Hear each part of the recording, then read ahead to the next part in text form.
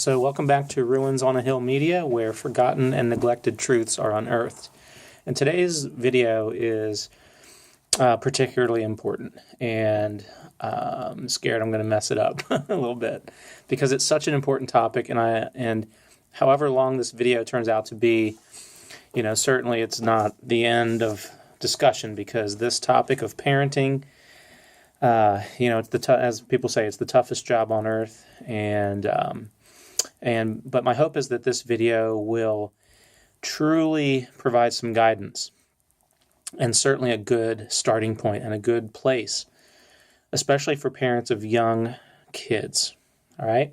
Now, I dressed a little bit down today, wearing a hoodie, instead of, kind of more professional garb for a video, just because I really want to approach this topic more heart to heart and more as a dad than, as a professional therapist. You know what I mean? So, I don't want to miss the dad side, because parenting is certainly not just an intellectual thing, right? We have to get the heart issues right in order for the head issues to come together in our homes.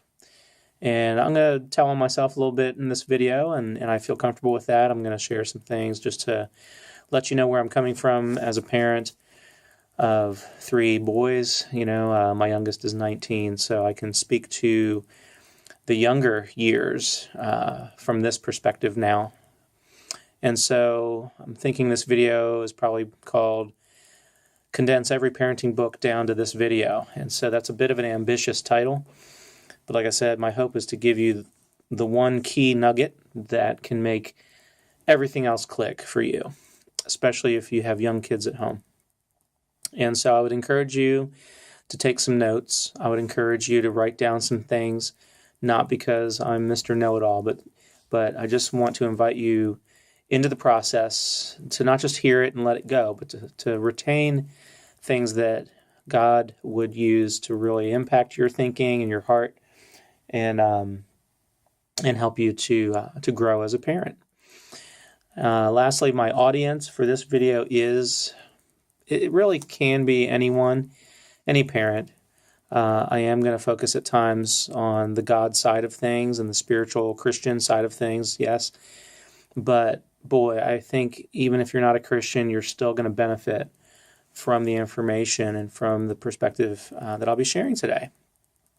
And so, like many parents, the information I have gained came at a price, and the fact is, when I was making some of the mistakes that I was making as a parent, it was happening even as I had already been a trained and licensed mental health therapist for a number of years. And so, again, it's not about just the intellectual knowledge side. It's truly about who we are and what we bring into the relationship with our kids on a heart level, an emotional level, and on a relational level. So let me just give some background, and obviously there's a need to provide some background thoughts here.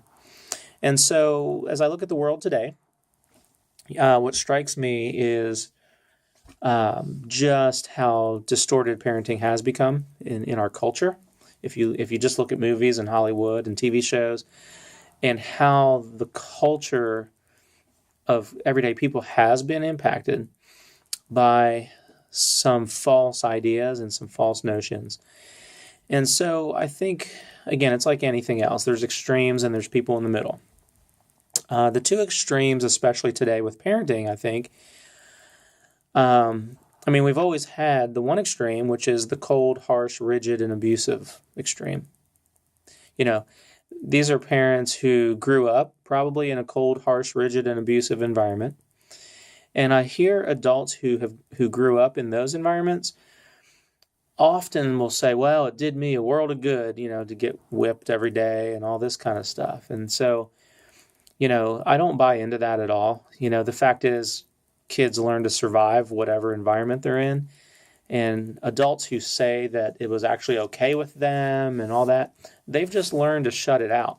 They kind of had to go into denial, into into denial as a child in order to deal with the harshness and the coldness and the rigidity and the emotional abuse, physical, sexual, whatever. So I don't buy it. I don't buy it at all. Generally, and yes, my neighbor is shooting guns. So generally, depending on what environment you grew up in, there is a tendency to either be loyal to it or to react and let the pendulum swing completely the other way. So I've met parents who grew up in a cold, harsh, rigid, abusive environment, and now they're the warm, lovey parent, but now they've gone to the other extreme, which is, it's warm and friendly, but it's like overly friendly, it's overly permissive. The child is their best friend, their besties, and all that kind of stuff. And so there aren't really any solid rules or expectations necessarily. What's most important is keeping the child happy, honoring the child's feelings above all else. Now, don't take that the wrong way. Of course, we need to deal with emotions properly. But you see what I'm saying? So I feel like we have these two extremes. And of course, the Hollywood extreme is usually the second one that I just labeled here and described for you. And these are the kids being raised often by nannies, and, the kid can do no wrong, and they get everything they want. So that, if we emulate Hollywood at all, then that's an area where we've been deceived, certainly in the area of parenting. Okay, so those two extremes obviously are not healthy. And so the big question then, of course, what is healthy parenting? What does it look like? I think another important question before we get to that is, what's the goal of parenting? And I'm going to ask specifically, what's the goal of parenting in God's eyes? Because God came up with the idea of family. God came up with the idea of procreation. God came up with the idea of husband and wife raising children. And so the goal in God's eyes, of course, is, in the animal kingdom, God created animals that when they're born, most of them within just a few minutes or a few hours are fully equipped with everything they need to live in their environment. But He made us in His image, and so He chose to create childhood. Childhood is a long period of time where a child gets to experience unconditional love and nurture. My dog is moaning. Excuse me a second. Maybe he wanted to learn about parenting. Okay, so now he's at the door again. Excuse me. Okay. I admit I'm not the best dog parent in the world. All right, so the purpose of childhood is that children will, children are like dry sponges, Their hearts are like dry sponges, and they will absorb all the good stuff that you can pour into them most of the time. And so God's intention is that throughout childhood, children develop empathy and love, the ability to give and receive love appropriately. The ability to work, to put other people's needs ahead of their own at times, to work with people in life and to do life in a healthy way with others. These are just big overarching goals. But at the heart of that is God wants children to experience His heart through their parents and through the family interactions, so that when kids mess up, and they will, because we're all sinners, we all have a tendency to sin just for no reason, but sometimes also when we're dealing with a lot of our own stresses and emotional pain and all this kind of stuff, that children will still experience unconditional love, that the love isn't based on their performance. And so this shows kids who God is. This shows kids his heart and allows them to actually experience something about God on a human level. And then that way, when kids grow up and become adults, they will be able to easily have a relationship with God that can then last for eternity through a relationship with Jesus Christ, who came and died for their sins. So God wants parenting to be the vehicle through which children experience Him.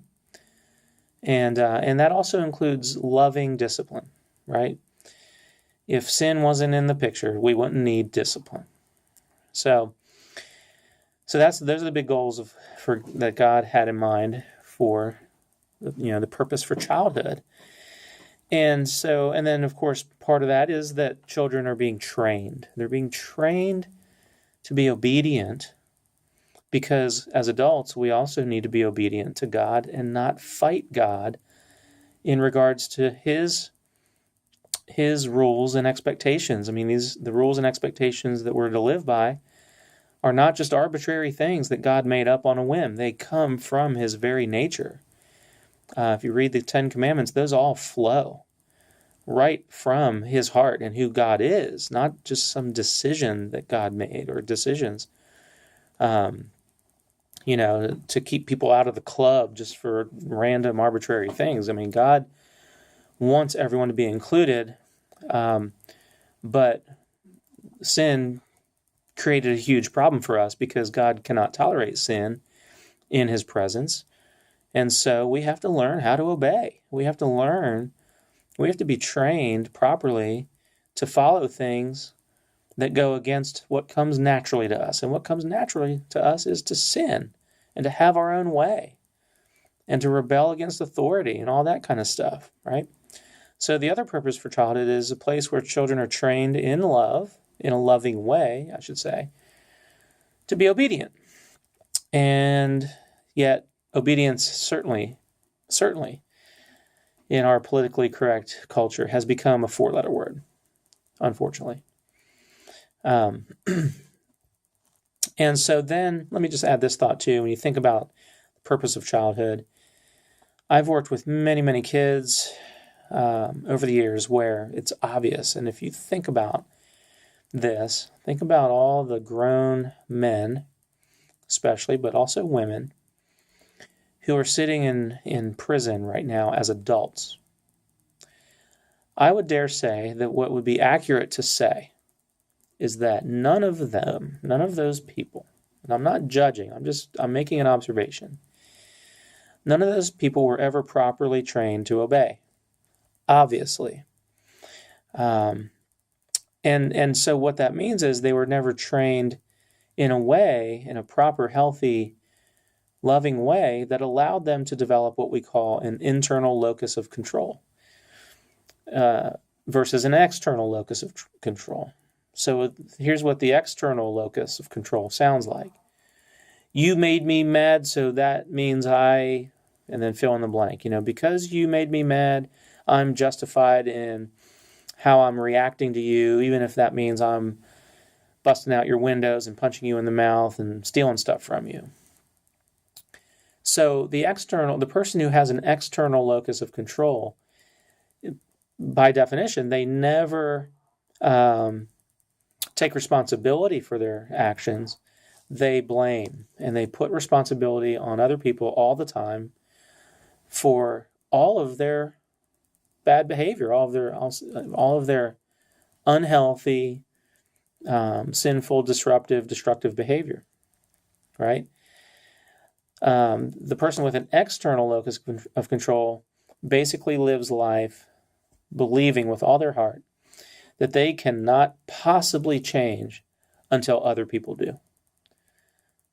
And so therefore they're always stuck. They'll go to their grave, never ever changing or growing or overcoming any problems on the inside, because they're constantly waiting for other people to change first. Other people have to make things better for them.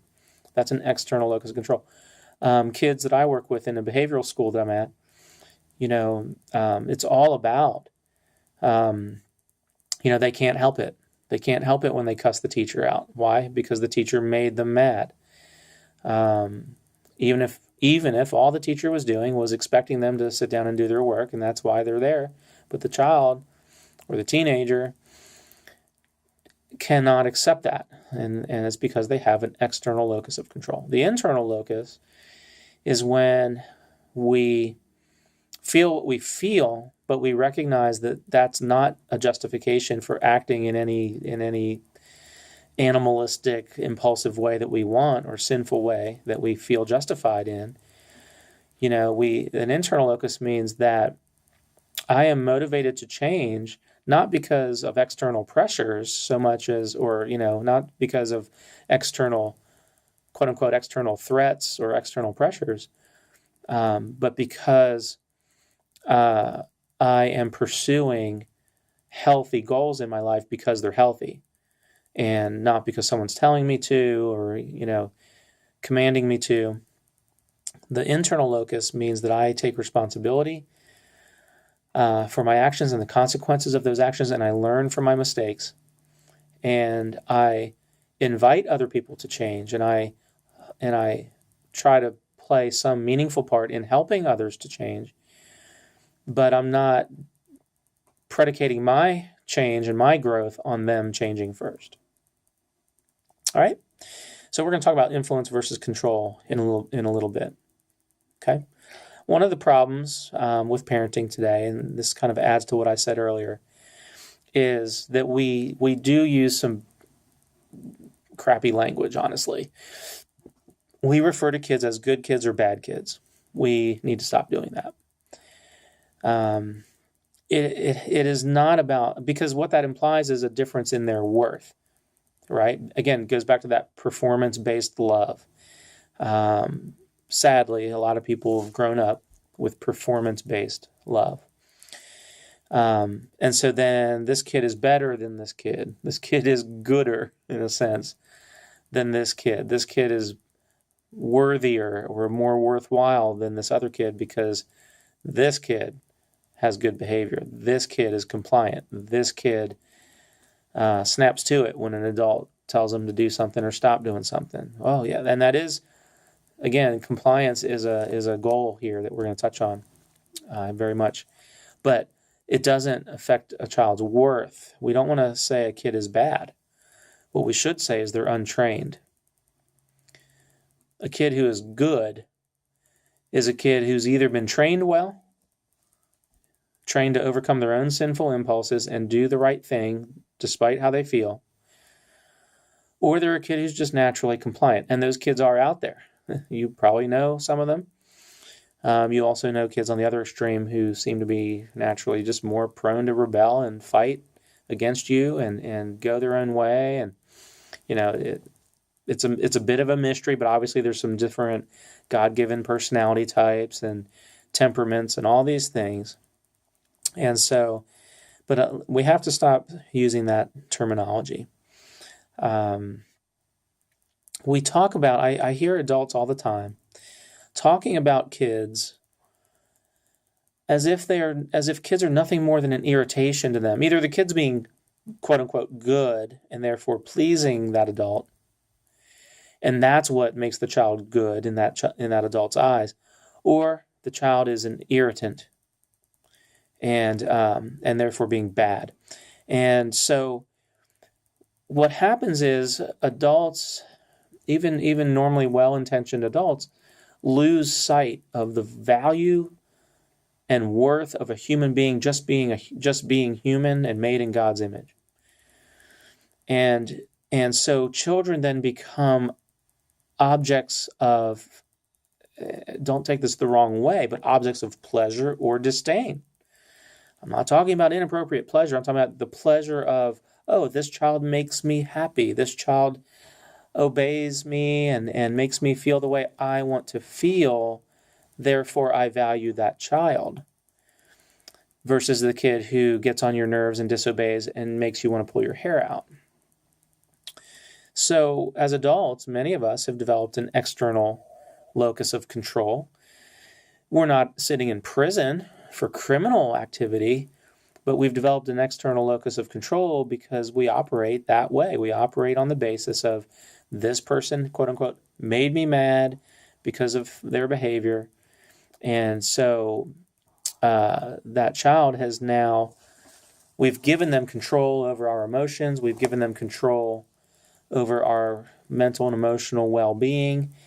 We've given them control over our perspective of even of life and people and relationship. I mean, when you have an external locus of control, you're going to be blown around by the wind of other people's behavior and the behavior of children, behavior of teenagers.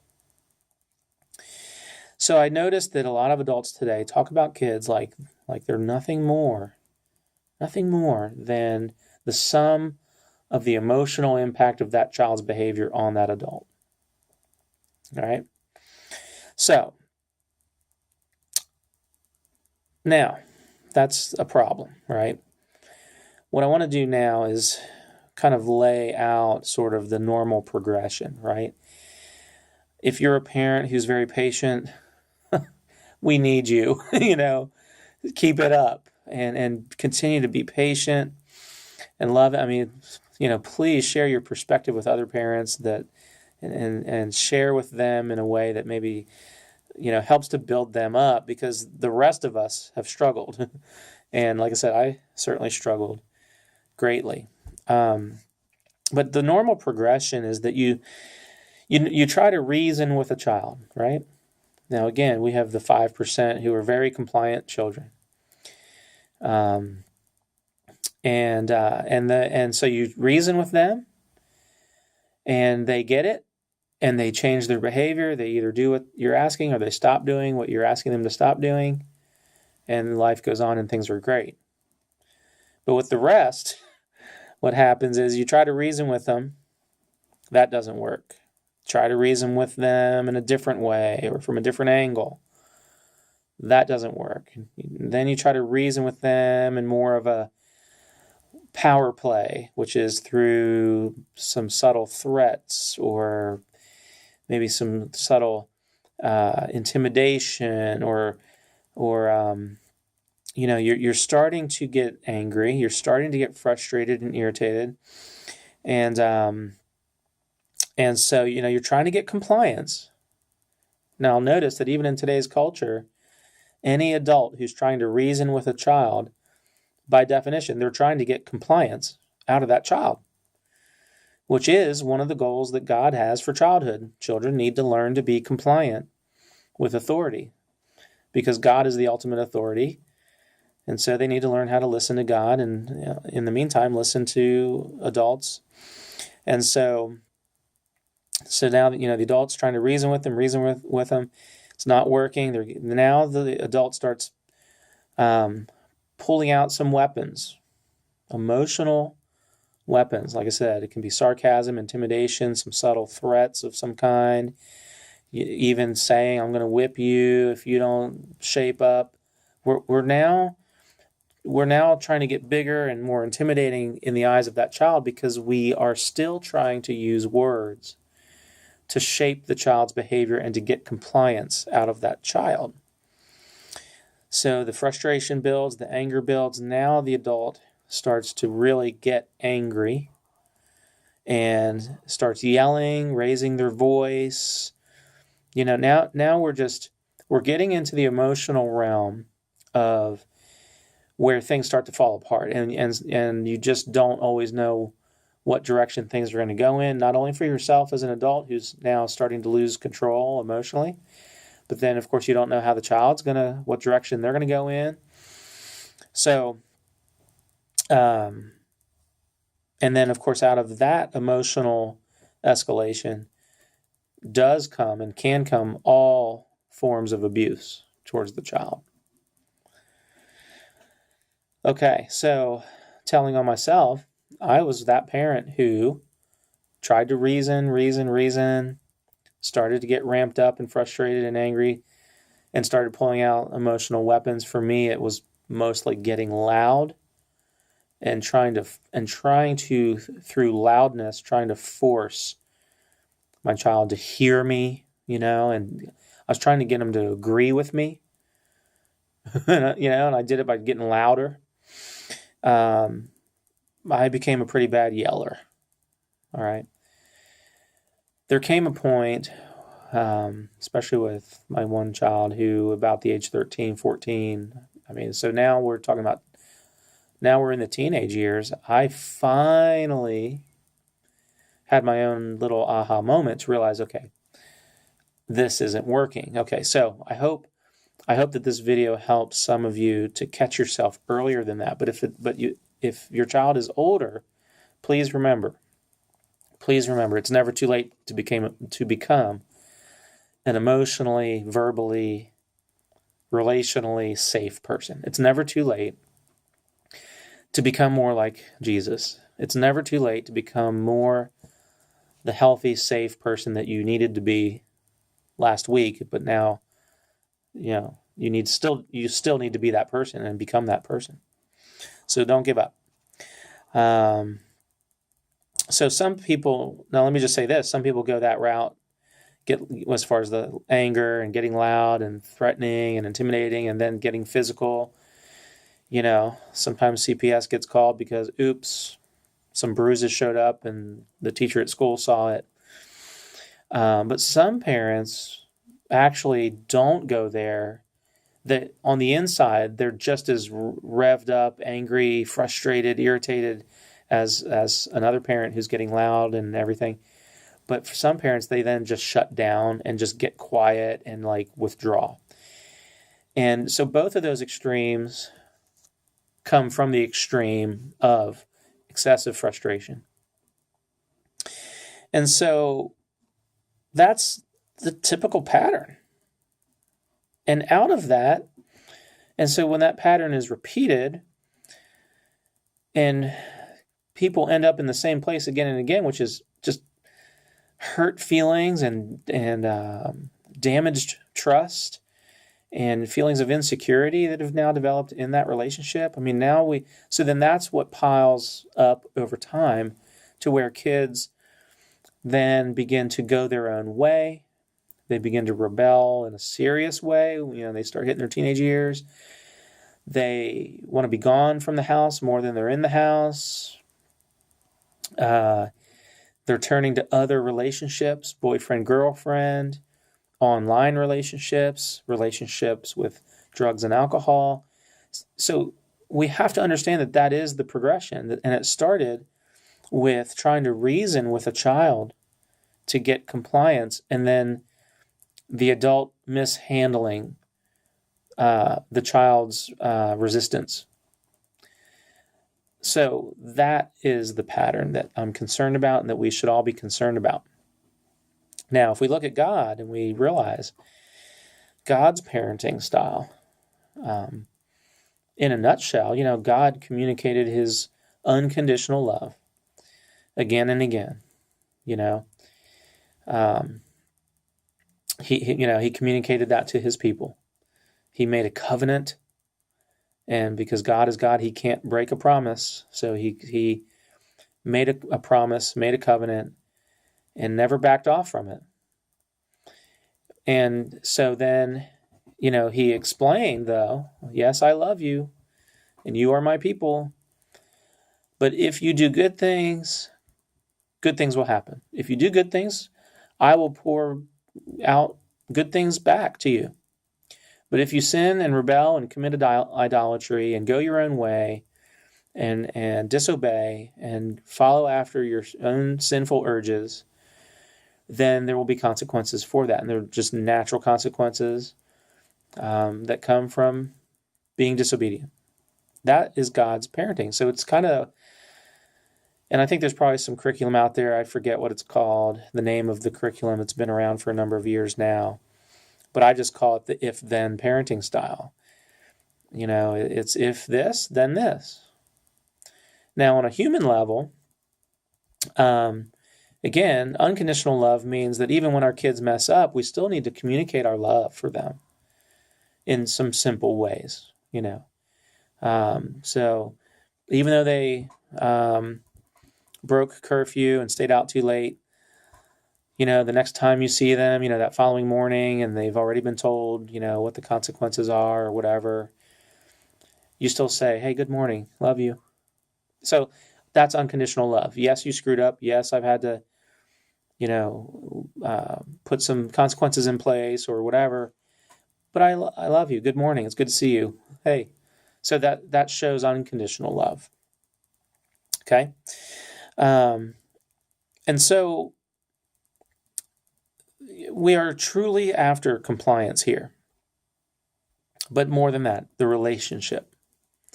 We want to always preserve the relationship. We don't want to say toxic things that so damage our child's desire to be in a relationship with us that they just pull away completely. We want to try to avoid that, obviously. Now, if you've already crossed some lines as a parent to where you recognize that your toxic words have driven your child or driven your children away from you, I'm not saying it's too late, but I'm just saying you're just going to have to be that much more committed to the healing process and to the things that you need to have healing for yourself so that you can become that healthy person that will then attract your children back into a relationship with you. If you want to attract flies, use honey, So I'm just saying that if you've crossed those lines, as long as everyone involved is still breathing, there's hope that it can be restored and be healed. It's just going to take longer and probably just be a longer process and be more, probably more work than you bargained for, but it's definitely worth it. And so, the problem with disobedience, of course, is there's danger. Thinking of the kid I worked with who ran out of the house, and the mom was like, get back in here, you don't go outside, because somebody was backing up a pickup truck, and the child jumped up on the truck and then fell off while the person was backing up and literally got run over and just came within inches of being killed. And it's like the child just didn't understand the danger. Yes, sometimes parents get just overly anxious and overly fearful and over every little perceived future threat, and they just become overly protective. Of course that happens. But the reason for compliance and the reason for obedience first is safety. And secondly, it is to develop character. So compliance is still the goal, founded on a foundation of love, unconditional love. So I've said that probably enough now. So let me pause here. I want to acknowledge just old school parenting, and we have to be aware as a culture where some of the beliefs about parenting came from. One of the things that I see driving kids crazy at school is when they hear adults telling them how to act, but then they see those same adults speaking and acting the opposite. That will drive kids crazy. It will drive kids away from adults in all settings, and even at home, drive them away from their parents emotionally. Kids will begin to just put up emotional walls with adults who tell them to not act a certain way, but then those adults do it. But old school parenting is kind of based on the idea that an adult can act however they want and speak however they want and do whatever they want, and the kid needs to just accept it and be compliant and suck it up and be good. So I don't know exactly where that came from. I think it just came from medieval Europe or something, But it's kind of that belief is a close cousin to the other false belief that we hear sometimes still in our culture is spare the rod, spoil the child. And the idea there is beat your kids into submission, right? Because if you really look at what those scripture verses mean, it doesn't mean beat your kid into submission. It means provide structure and boundaries and appropriate discipline, loving discipline for your children when they're getting ready to go astray or they have gone astray. The shepherd used the rod to just kind of nudge the sheep back to where it needed to be. It wasn't whacking the snot out of them. It was to nudge and redirect. And so again, adults who themselves have been emotionally wounded tend to use that scripture verse as justification for being physically abusive and harsh, and then still expecting the child to accept it and be okay with it, and still be that wonderful child that the adult wants them to be. So we have to remember that children are not horses. And in fact, people in the horse world will say you don't have to beat a horse to train it. You don't have to break a horse. You also don't have to break a child. In fact, you don't want to break a child. What you want to do is train them. And so the third thing that comes out of some old school parenting is the idea that somehow we own our children, that they are our little robots, and we own them and they're ours and we get to do what we want, or that we should, because they're ours, they should do everything we want them to do just automatically, And so we forget that God made every human being with free will. Even an infant has free will. And so we do not own our kids, God does. And when we understand that, we then can take on the proper attitude about discipline and about power and control.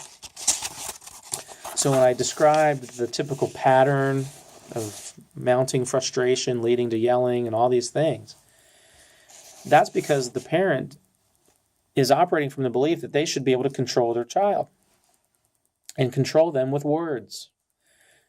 And then those words become more powerful. You're going to be grounded for a month if you don't knock it off. Using words to try to control. Okay? But those kinds of words create the external locus of control.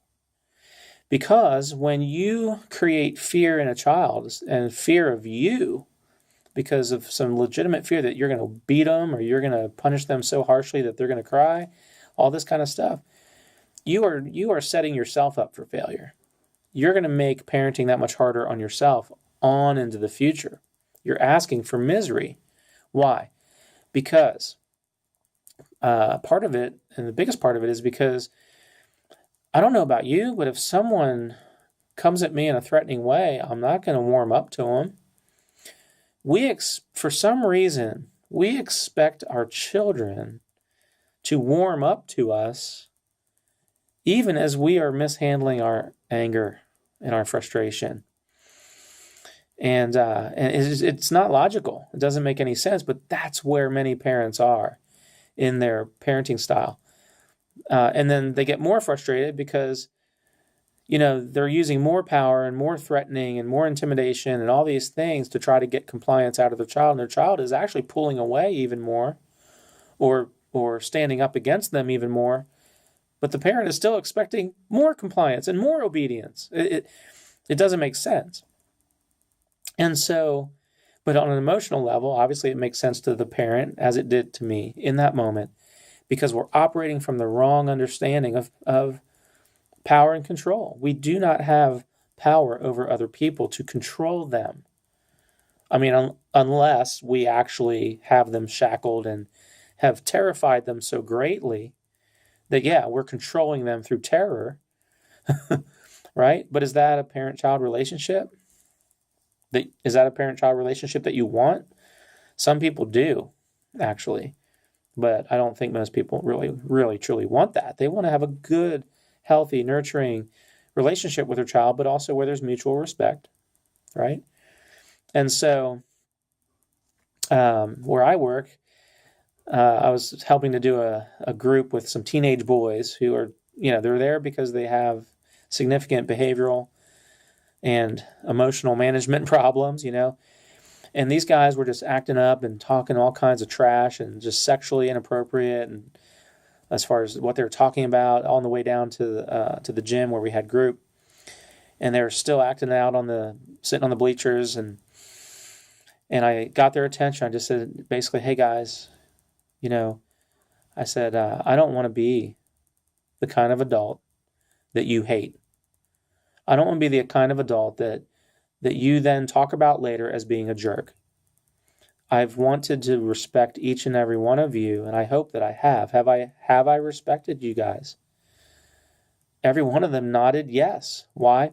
Because I've made it a point in my work in the school as a therapist to always speak respectfully, so that I am not giving them any excuse or reason to, ultimately to disrespect me back. Now, they were disrespecting me by ignoring me and all this, but I was able to get their attention and bring them back because they couldn't argue with the fact that I had always been respectful.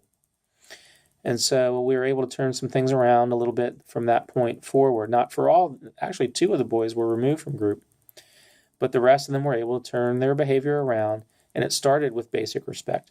But my point is that the nervous system, and I've shared this in some other videos, I'll probably share it in a lot of videos, God created our nervous system with what's called the fight, flight, or freeze response of the sympathetic nervous system. And what that is, it's your brain reacting to perceived danger. And your brain will react by sending a signal to your pituitary gland and through the amygdala in your brain, and then the signals from there go down to your adrenal glands above your kidneys, and obviously your adrenal glands secrete adrenaline and cortisol and these stress hormones that are designed to prepare you to fight against that danger or flee from it. Of course, the third response is to freeze as a way to try to stay invisible. But most people will fight or flee, one way or the other, depending on their personality and their experiences and everything. And so we have to understand that when we trigger the fight, flight, or freeze response in a child, their nervous system is now on red alert. And even in their little body, that little 2-year-old or 5-year-old or 8-year-old little body, everything inside them is trying to fight against you for survival.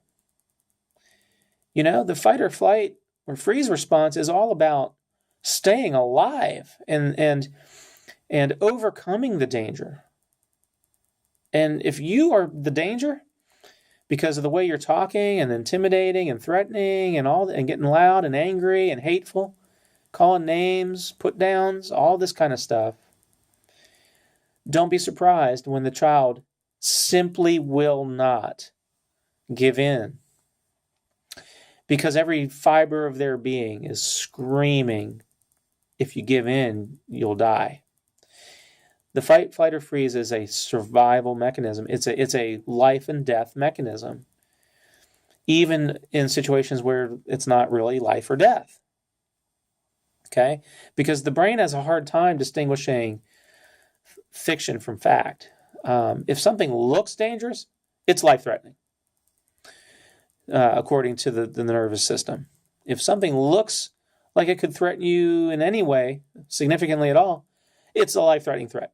And what that means, and this is where, for adults too, this is where overreacting comes from. People are dealing with a stressor that's really only this big, but they're reacting life or death. Why?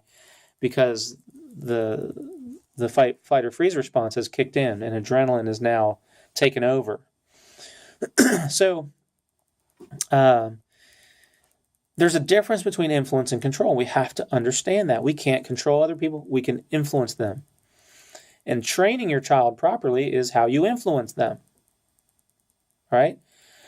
How are you and I influenced as adults? Can someone force you to do something you don't want to do?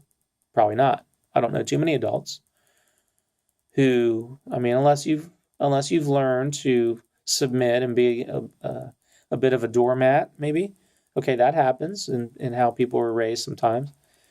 But a lot of adults would say, I'm not letting somebody walk all over me. You know what I mean? So they're not going to just comply with someone who is being demanding and threatening about it. And so how do adults change? I don't know about you, but I change when I'm motivated to get something I want, either for the first time or to get it back, get something back that I lost.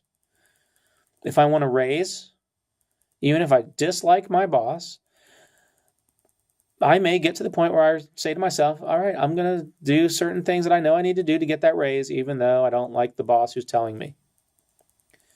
We change our behavior because we're motivated to get something we want or to get something back that we lost. Kids are the same way. Okay? And so we influence kids by using the things they want or the things they want to get back. And we don't do it in a nasty, sarcastic, condemning, I'm better than you, I'm more powerful than you way. We do it calmly and in love. So it comes back to this principle of if A, then B. Johnny, I need you to clean up your room. It's always good to give a time frame and that kind of stuff. And by the way, in your home, if you haven't done this yet, I would suggest that you actually write down the rules. Bring clarity to the expectations for your child. Let your child see it. Some families will write them on the and then put them on the refrigerator door, But the rules and expectations need to be basic and reasonable and achievable. All right. And of course, there's plenty of times when a parent says, I know it's not written down on the sheet, but I really need you to do this right now, and I expect you to do it. And if not, you'll be grounded for this amount of time or whatever. So bring clarity. And I would encourage you to work with a parenting coach or a therapist or someone to, you know what I mean? Or someone that you really can kind of sink your teeth into this and figure out what your values are as a person and as a Christian and as a parent, and write down your list of values, honesty, respect, all these things. And from those values, determine what your family rules are. Okay? Some of them don't have to be said or written down necessarily. Most people don't have to write down, don't steal. You know what I mean? So it's kind of an obvious one. All right, so let's talk about timeout. Actually, I'm going to read a poem first. And so the purpose of this video is going to get boiled down here real quick. This is a poem I wrote in helping to teach a class called The Parent Project. I would encourage you to go online.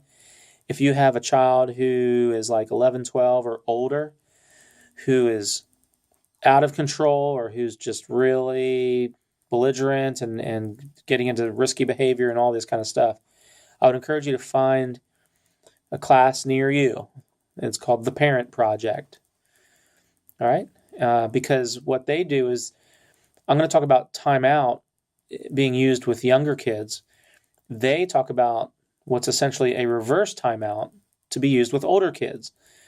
So the timeout for younger kids means you take the child away from their stuff, which is why you have a timeout spot. Maybe it's the bottom step, or a place where they don't have access to any of their stuff, any of their toys, right? For older kids, you can't physically move them to a timeout spot. They're going to probably hit you. So instead of trying to take the child or the teenager away from their stuff, you take the stuff away from the teenager. The Parent Project class is a wonderful place to learn how to do that with older kids. Okay? So, the timeout there's a proper use of timeout. Okay? what you're doing is you're taking your child away from all of their privileges, all of their stuff. When they're in timeout, they're not with a friend. They're not on social media at whatever age, even like 3 or 4, there's kids on social media, seems like.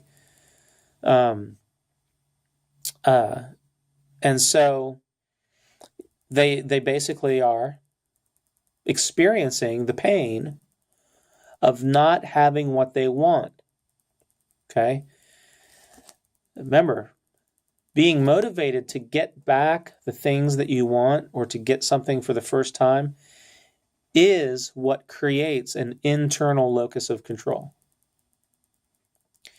We can't expect little kids to do the right thing for spiritual reasons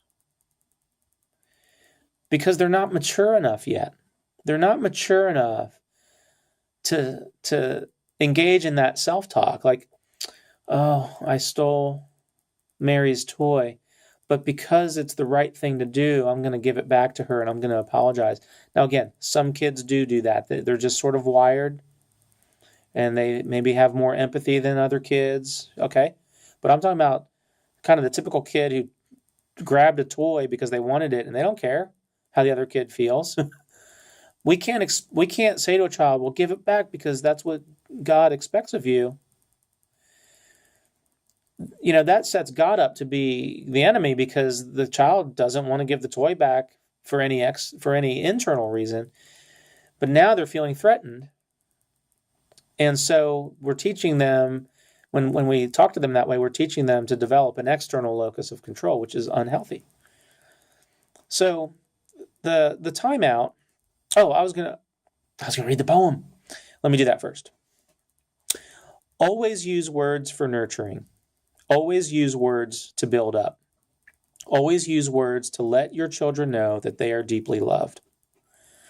But remember this, O parent, please remember it well. If words do not work to shape them, if words do not work to correct, if words do not work to make them mind, then only loving action will teach them that respect. Listen, I made the mistake, and many parents make the mistake day after day after day of trying to only use words to get children to comply and be obedient. And then when words aren't working, like I said before, we tend to get louder and use more words and become more intimidating and more sarcastic and all these things. Only loving action is going to accomplish what you're wanting to accomplish when trying to reason with your child has failed. Okay? The timeout, taking away privileges. Excuse me. Okay, so let's look at the keys real quick. And again, this is something you can Google and get some decent stuff to look at in regards to how to use timeout properly. But some of the keys to timeout that come to mind for me, of course, the first one is to stay calm as a parent. If you put your child in timeout and you're angry and you're,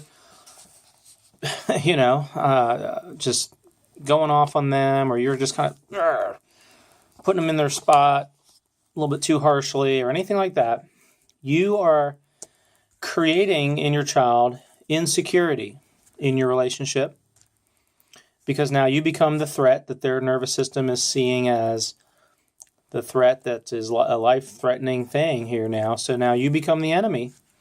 And when you become the enemy through your anger and your frustration and your harshness, your child will never develop that internal locus of control, and they will never learn the lesson that you're wanting them to learn. Children will not learn the lesson through your use of words if they haven't already learned it through your use of words. The only way they're going to learn it is to connect the dots between their behavior and the consequences of their behavior. And in order for them to connect those dots, you have to emotionally get out of the way. And the way you get out of the way emotionally is to stay calm. And preferably calm and loving.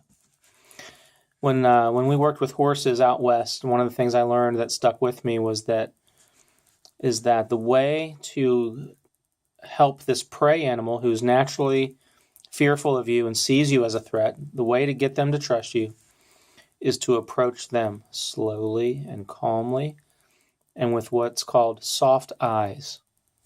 Soft eyes are eyes that are warm and loving, even when you feel some different things on the inside. I've had to use this at the school I'm at, where the kids I'm dealing with are creating stress inside of me. Yes, they are. But I still look at them with warmth, with warm eyes, with soft eyes. When the eyes are soft, and what that communicates, it communicates unconditional love and it communicates safety. And so keep your eyes soft at all times. Now, this is hard, but I want you to understand why it's important so that you can truly cling to this. It's only going to make things easier for you. By the time, when your kids become teenagers, it's only going to make things easier for you. So stay calm. Your child, if you're putting them in timeout, of course, they're going to keep trying to get out of timeout. So principle number 2 is keep putting them back without lecturing. Keep putting them back without lecturing. Don't start using words. Now that you're taking action, don't start using words to try to accomplish what the action of timeout is supposed to now accomplish for you. Let the timeout do its work. Let the timeout do its work and get out of the way emotionally and also get out of the way verbally. What you do say at the beginning of the timeout is you repeat the expectations. And what we do at school with kids who have to be escorted to what we call the quiet room, it is literally a padded room where they can pound on the pads to get out their anger. What we say to them is, I'll know that you're ready to start, transitioning back when you sit for 2 minutes with safe hands, safe mouth, safe body, safe feet, and you can ask respectfully for me to start the timer. And a kid will often, rebel against that and get wild and just start thrashing around or try to hit you and things like this. We don't start getting verbal with them. They can be calling us names, calling us every name in the book, telling us how horrible we are, how much they hate us, how much nobody loves us. I mean, a sailor's mouth is what we're going to often hear. We don't respond to it verbally, because all that does is it keeps you as their focus. You don't want to be their focus. You want their focus to be on the lesson they need to be learning, and that means they have to actually now be able and free to focus inwardly so that inside their heart and their mind, they can begin to connect the dots between their behavior and the unwanted consequence of timeout, and then connect the dots between how those things prevent them from getting what they want. And in order to get what they want, they have to change on the inside. And the only way to foster that is for you to get out of the way verbally and emotionally. So you keep putting them back in timeout gently, without lecturing, without saying anything. If you say anything, it is simply repeating the expectations for timeout. That's it. You don't tell them what they need to be learning from all this. You don't tell them how they should be feeling or what they should be thinking. You don't tell them that they are a bad kid. You don't. Wherever you tend to go with your words, don't go there, because I'm 99% sure you're misusing words, and you're trying to use words again to accomplish what the timeout should be accomplishing. All right, and then the last principle. So first is stay calm, which includes getting out of the way emotionally. Keep putting them back in timeout without lecturing, without going into all the verbiage. Repeat the desired behavior, the expectations for timeout. And again, it might not be 2 minutes for depending on your child's maturity level and their age and everything. But you may,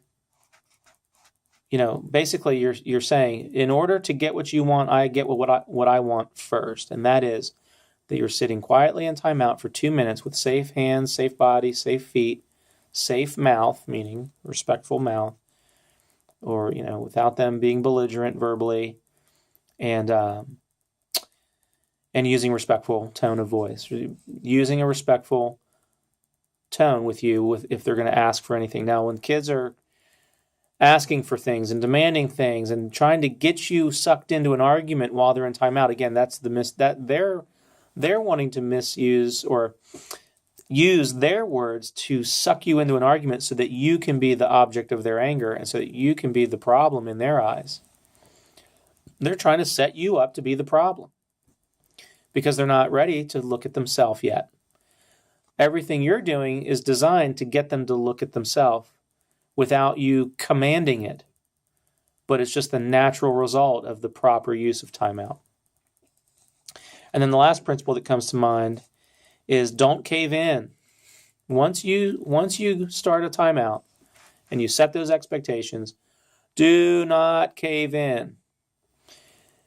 Now, a lot of parents cave in. Why? Because the doorbell rings, because the phone rings, because they have laundry to do, because they're tired, because they've spent half an hour dealing with it, and they think in their mind, well, they've probably learned their lesson on some level. It's good enough. Don't cave in. All right. If you need to tag team and let your spouse, take over because you need a little bit of a break, that's fine, as long as they're handling it the same way. Okay.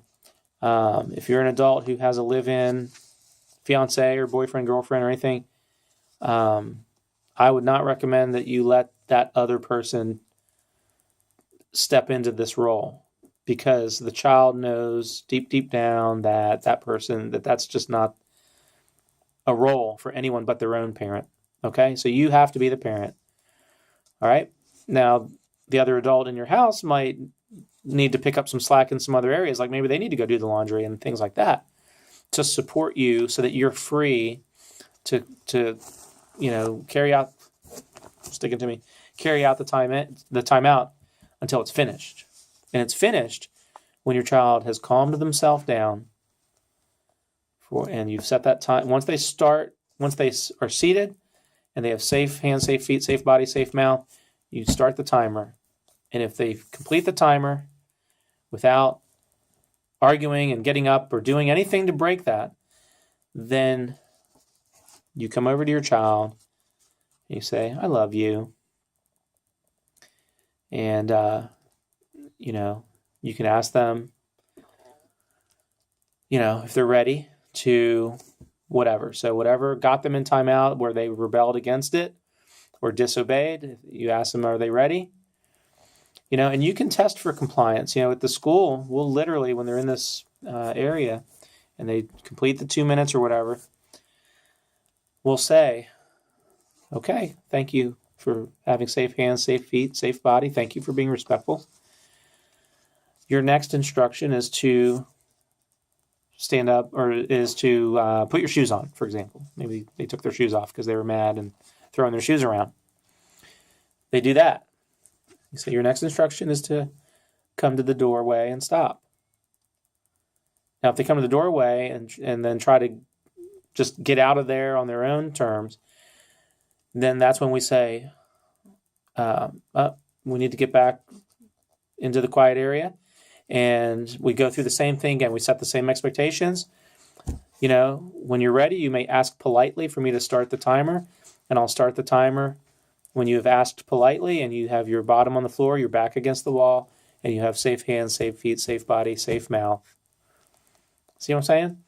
And we've repeated that a number of times with any particular child because we know that if we send them back to the classroom and they're still being belligerent and they're still disobeying and they're still acting out, what's the point? We've just wasted all that time. And so when they don't follow those instructions, prior to going back to the classroom, we start over. I've been in the quiet room with some kids for an hour and a half just to get them to where they're now ready to go back to the classroom. And then we get them in the classroom. Sometimes they melt down again, and we come back. We take the time we need. We stay calm. We just stay. We do a lot of, well, I shouldn't say a lot, but we do some affirming while they're dysregulated and angry. So maybe they were swinging at us 2 seconds ago, but now they're just pounding the mat. We'll affirm them. Hey, thanks for taking your anger out on the mat instead of me now. Thank you. We'll keep it short, brief, positive. You need to do that with your kids when they're dysregulated. That's when they actually need more affirmation. They need to actually hear from your mouth the good things that you see, or the good choices they're making, the things that you appreciate in the choices that they're making, while they're still angry and dysregulated.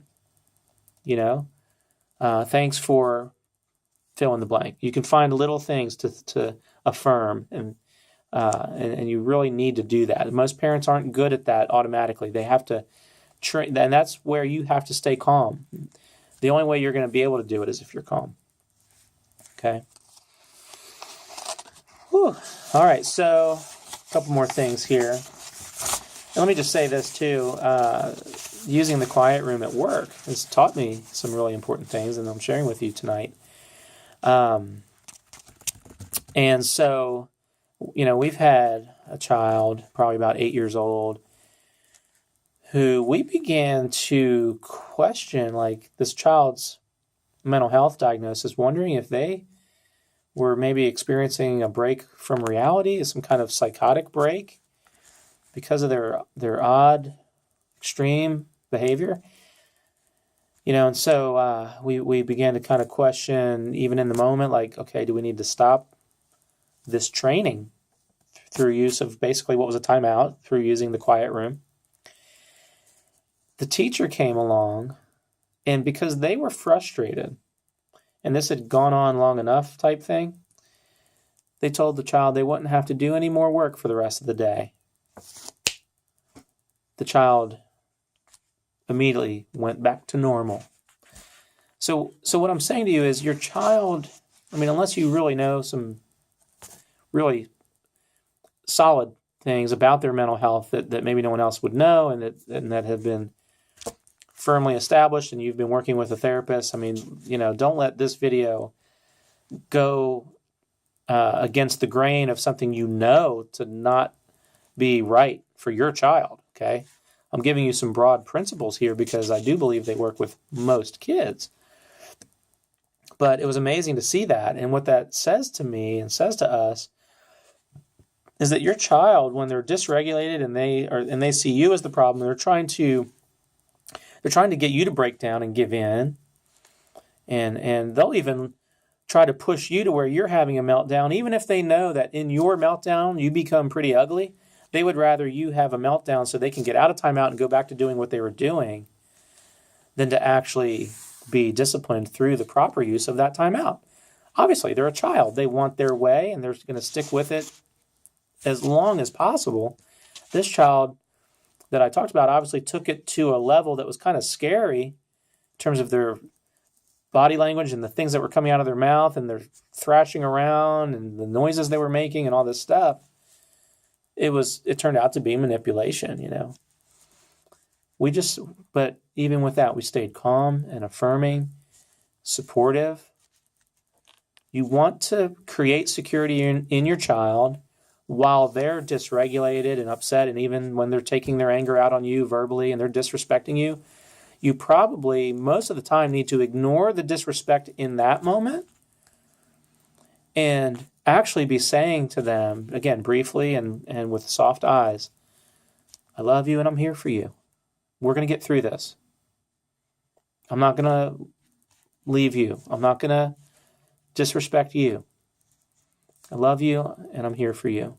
And they might cuss you out at that moment, maybe, or in a way, cuss you out because they're so angry with you. But they need to hear those affirmations when they are acting in a way in this world of conditional love where they know deep down in their soul they could be rejected for how they're acting. You know, they need the opposite. They need to be affirmed not in what they're doing, because obviously their behavior is inappropriate and negative, but they need to be affirmed as a person and in their worth in your eyes as your child, and that your love for them is still solid as can be. And so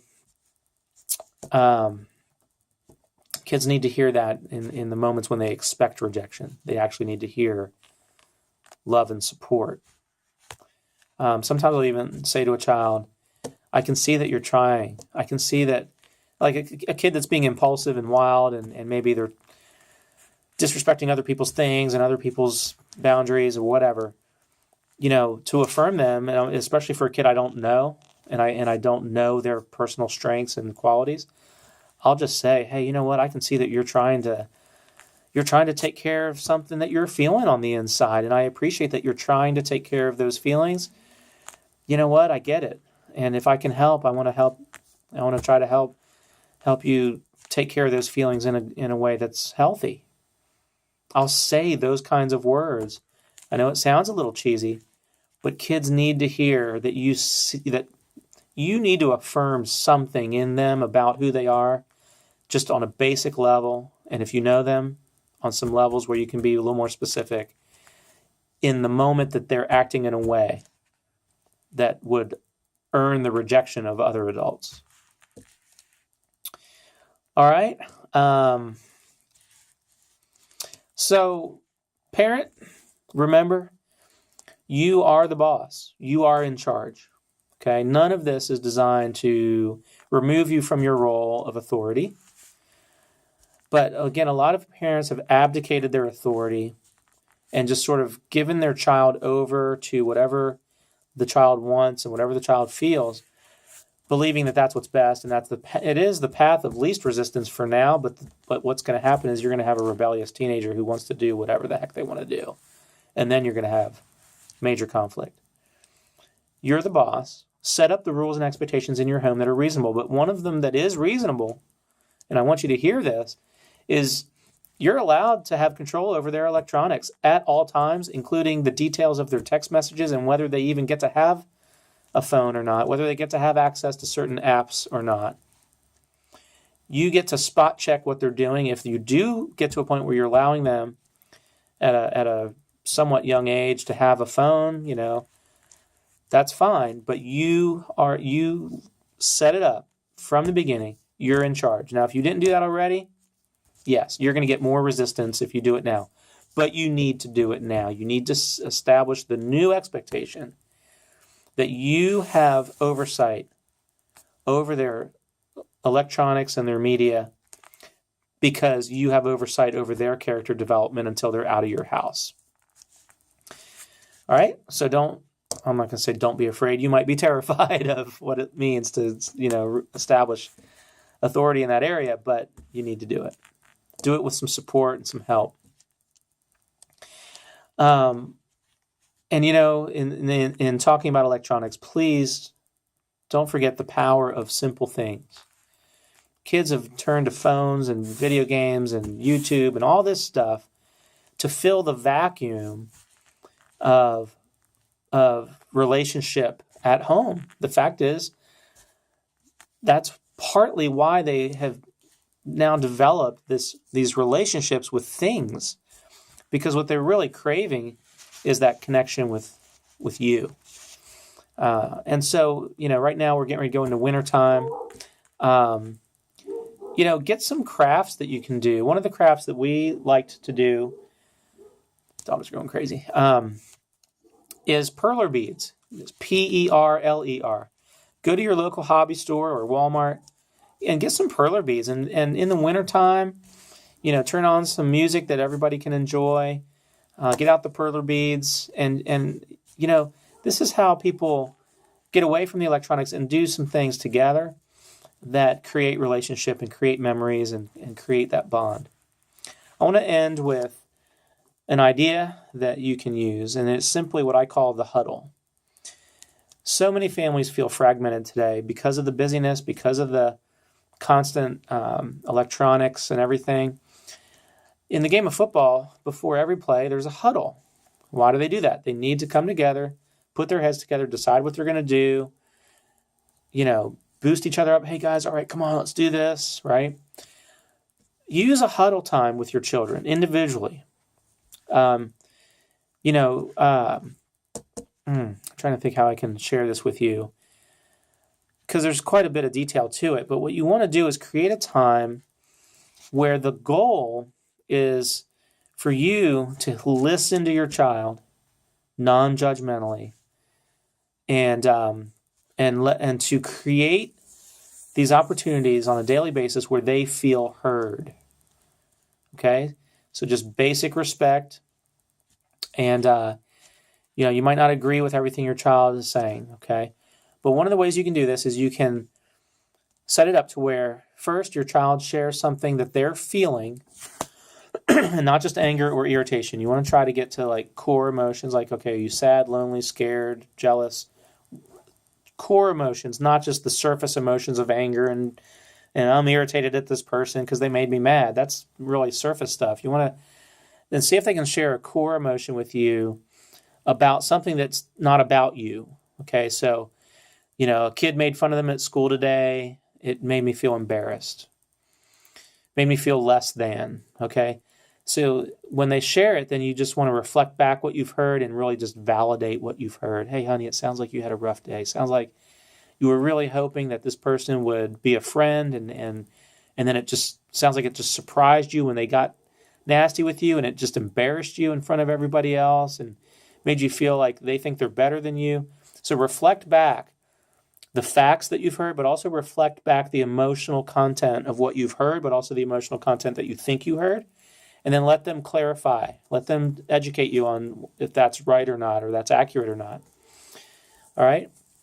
So start with something that's not about your relationship, but it gets them sharing a feeling about something from their day. It could be something small. Okay? And then, so you reflect back. And then and then it's your turn. You can say, hey, yeah, I kind of had a little bit of a rough day at work today because blah, blah, blah, and this happened and it made me feel this way.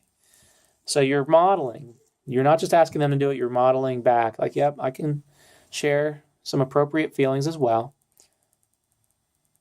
My neighbor's got his flashlight. I'll be right back. Okay. Not sure what they were barking at. So the huddle time is a time to come together. It's a time for you to make your child the focus of your attention. It gives them a place where they can really feel heard. And so one of the rules is, even if you disagree with something they're saying, or they're saying that they feel a certain way about something for certain reasons, that you're not going to argue with them. You're not going to try to change them. You're validating as much as you can validate. If you disagree with something that they're saying, you do it respectfully.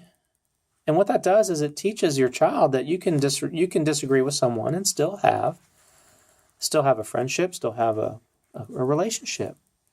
In today's world, we know that people have just learned through social media and everything else that if someone disagrees with you in even the smallest way, that somehow gives you the right to just tear them to shreds. That's the world we live in now. So the huddle is a place to model something different, and that's what's going to ultimately stick. Remember, children will not remember what you say so much as they will remember how you make them feel. That's why soft eyes are so important. Looking at your child with soft eyes, even when you're saying to them, honey, I'm so concerned about you, or, I really disagree with what you're saying. But your eyes are saying, I love you. Your tone of voice, obviously, I love you. Dog's barking again. Send out the dogs. I haven't seen a coyote out here yet, but there might be some out there. So, the huddle. What else? I don't want to get, this video is long enough, but you can develop this idea. The basic rules are that the huddle isn't so much, the purpose of it isn't so much to come to decision points. It's to engage in the process of listening and the process of active listening and reflecting back what you've heard, validating what you've heard. You can invite your child to share an unmet want and how they feel about that, an unmet need, at least a need in their eyes, and how they feel about it and why they feel that way, and validate and listen and validate and listen. I did another video on communication, the missing ingredient. Please listen to that one as well. I've got several videos, and so I think I forgot at the top of this video to name my channel. My channel is Ruins on a Hill Media. Ruins on a Hill Media, where forgotten and neglected truths are unearthed. And yes, there's a lot of truths about parenting that have been forgotten and neglected, and I hope that I've shared some of them with you today that needed to be unearthed and have some light shed on them again. There's so much more I could share, but I really believe I've shared with you the core things that are going to now give you a foundation to stand on. And every other book that you read and every other seminar that you go to should add to what you've learned tonight. This is very foundational stuff, and I hope that I've accomplished what I set out to accomplish, which is to share with you the one thing that you need, which is you need to recognize when words are no longer working or just aren't working at all. And then you shift into taking loving action. And it's that action, which, a timeout is a consequence. It's a certain type of action. And it's the proper use of that action that teaches your child, little by little, day by day, to develop an internal locus of control so that they're not sitting in prison someday blaming everybody. Obviously that's the extreme case, but there's many adults today who are dysfunctional in their relationships and in their role as a parent and in their role as a spouse because their parents, through ignorance, failed to train them to be compliant and to take responsibility through the proper use of discipline, through the proper use of disciplinary action. So recognize when you're done with trying to reason with your child and use words, and recognize when you need to shift to appropriate action. And so there are a lot of good people out there who can add to what I've shared with you about the proper use of timeout and the proper use of the if-then, which is, if you do this, then you get this. So basically, and Dr. Kevin Leman, Leman, I believe, he's a Christian author, or it might be Lehman. He wrote a book a few years ago called Have a New Kid by Friday. And that would be a good book to kind of add to your understanding of the if-then principle. Okay? So thanks for listening. I hope this has been good for you. And don't forget to like and share and comment. I encourage you to subscribe to my channel. And but like I said, you can just type in Ruins on a Hill Media into the YouTube search bar and all my videos will come up. God bless you.